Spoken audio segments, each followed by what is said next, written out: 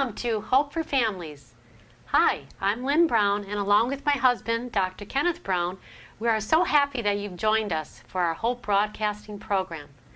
DVD copies of all our broadcasts are also available on our website at hopebroadcasting.org or by calling us on our toll-free pager at 877-300-8771.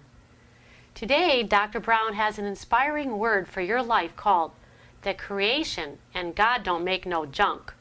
This program is designed to help you stop doubting and start believing that God is the author and finisher in your life, and He has great plans for you. But first, listen as my husband tells a story in his Adventure in God series called Tender Love. Books, books, and yet more books, and 13,000 was their number. Row upon row of neatly organized, Dewey decimalized soldiers of truth, all standing at attention for review. On each of 3 floors in my parents' home, our libraries had wall-to-wall shelves that were crowded, double-stacked, and warping under the load of learning. Each of our 4 bedrooms managed the overflowing, ever-expanding treasure trove, with additional bookcases and nightstand collections. Although my father was an American historian, there were books spanning an amazing array of stimulating subjects, from Aristotelian logic to Zulu Nation, biochemical discoveries to Yankee clipper ships, and just about everything in between. While studying at the University of Toronto, my father dedicated his life to education and quite frequently quoted the school's motto, "You shall know the truth, and it will set you free." And when other mothers shuttled their children off to ball games, our weekend outings invariably included trips to several libraries.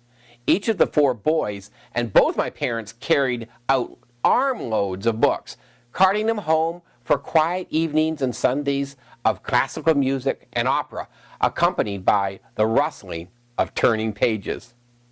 Needless to say, to my academic and erudite family, reading was not merely a valued hobby, but an all-consuming passion. Of course, my folks taught me to read even before I went to school, and I quickly became bored with the C-spot run when I was reading chapter books in kindergarten. I felt quite alienated from my peers who misunderstood and laughed at my intensity and out-of-place adult vocabulary. As a loner, my solace was found in the pages of the many books that I absorbed. Now, once in grade 1, I skipped school to spend the day reading in the bookmobile, which was a rolling library. It was parked right across from G.B. Little Public School.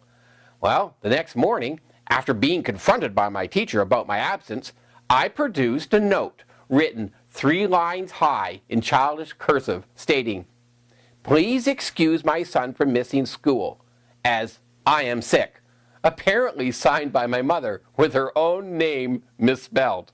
Spelling was always my downfall.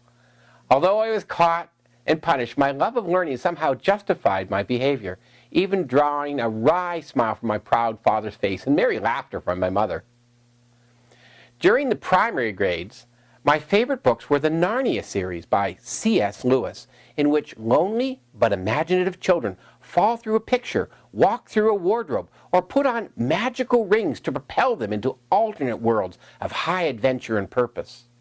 In the continuing battle between good and evil, during the moments of deepest despair, when the enemies of nobility were crushing all hope, suddenly the hero, Aslan, the wise but wild lion, would always arrive in the nick of time, and with unimaginable power to save the children of the nation.